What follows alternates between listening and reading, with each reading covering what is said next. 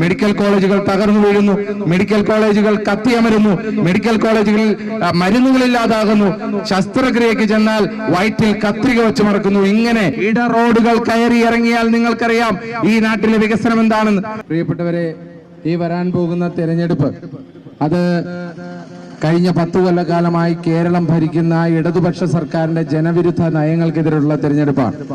കഴിഞ്ഞ 10 കൊല്ലമായി ആറന്മുളയെ വികസനത്തിന് പിന്നോട്ടടിപ്പിച്ച ജനപ്രതിനിധിക്കെതിരായിട്ടുള്ള തെരഞ്ഞെടുപ്പാണ്. നമുക്കറിയാം, ഈ നാട്ടിലെ സാധാരണക്കാരൻ കഷ്ടപ്പെടുകയാണ്. അവർ ഒരു ദിവസം ഉപയോഗിക്കുന്ന എല്ലാ സാധനത്തിനും വില കൂടിയിരിക്കുകയാണ്.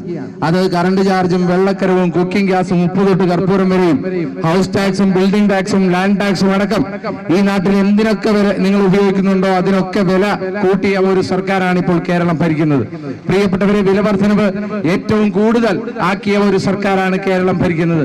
പ്രിയപ്പെട്ടവരെ, ആരോഗ്യ മേഖലയിലെ പ്രശ്നങ്ങൾ അടക്കം ചർച്ച ചെയ്യേണ്ട തെരഞ്ഞെടുപ്പാണ് ഈ തെരഞ്ഞെടുപ്പ്. മെഡിക്കൽ കോളേജുകൾ തകർന്നു വീഴുന്നു, മെഡിക്കൽ കോളേജുകൾ കത്തിയമരുന്നു, മെഡിക്കൽ കോളേജുകളിൽ മരുന്നുകളില്ലാതാകുന്നു, ശസ്ത്രക്രിയക്ക് ചെന്നാൽ വയറ്റിൽ കത്രിക വെച്ച് മറക്കുന്നു. ഇങ്ങനെ ഈ നാട്ടിൽ ആരോഗ്യരംഗത്തെ എങ്ങനെയൊക്കെ തകർക്കാമോ അങ്ങനെയൊക്കെ തകർക്കുന്ന ഒരു സർക്കാരും ജനപ്രതിനിധിയുമായി കേരളത്തിലെ ജനപ്രതിനിധി മാറി എന്ന് ജനപ്രതിനിധി മാറുമ്പോ പ്രിയപ്പെട്ടവരെ, ഈ ആറന്മുളയെ വീണ്ടെടുക്കുന്നതിന് വേണ്ടിയിട്ടുള്ള തെരഞ്ഞെടുപ്പാണ് ഈ തെരഞ്ഞെടുപ്പ്. നമുക്കറിയാം, ഈ കഴിഞ്ഞ 10 കൊല്ലക്കാലം ആറന്മുളയെ സംബന്ധിച്ചിടത്തോളം അത് വലിയ രീതിയിലുള്ള വികസനത്തിന്റെ പിന്നോട്ടടിക്കലാണ് ഉണ്ടായത്. അത് പണി തീരാത്ത മേൽപ്പാലങ്ങളുണ്ടായി, പണി തീർന്നിട്ടും പണി തീർന്നു എന്ന് പറഞ്ഞ് നടത്തിയ ഉദ്ഘാടനങ്ങളുണ്ടായി. ഇവിടെ RCCയുടെ സെന്റർ ഇല്ലാതാക്കി, ഇവിടെ കോന്നി മെഡിക്കൽ കോളേജിന്റെ അവസ്ഥ വളരെ ദുരിതപൂർണമാക്കി. പ്രിയപ്പെട്ടവരെ, ഈ ഇട റോഡുകൾ കയറി ഇറങ്ങിയാൽ നിങ്ങൾക്കറിയാം ഈ നാട്ടിലെ വികസനം എന്താണെന്ന്. ഇട റോഡുകൾ ആകെ താറുമാറായി കിടക്കുകയാണ്.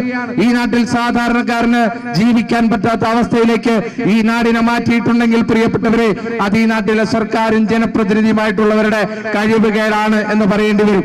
അതുകൊണ്ട് തന്നെ ഈ നാടിനെ വീണ്ടെടുക്കുവാൻ, ഈ ആറന്മുളയെ വീണ്ടെടുക്കുവാൻ നിങ്ങൾ എല്ലാവരും ഐക്യജനാധിപത്യ മുന്നണിക്ക് വോട്ടുകൾ നൽകണമെന്ന് അഭ്യർത്ഥിക്കുകയാണ്.